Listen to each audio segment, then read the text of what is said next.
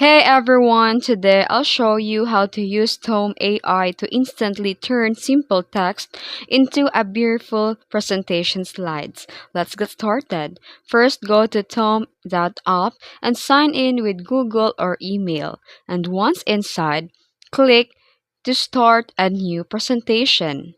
And then here, enter your prompt. Type what you want, like explain how solar energy works in 5 slides, or you can tap the suggestions in Tome AI.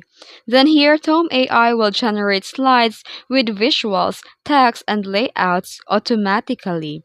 You can edit and export. You can customize the fonts, rearrange images, add extra slides, or edit the themes, layout, and more. And when ready, share it with a link or download as PDF for presentation.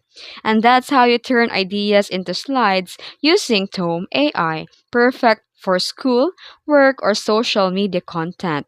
If you found this video helpful, don't forget to like and subscribe for more tutorials. Thanks for watching.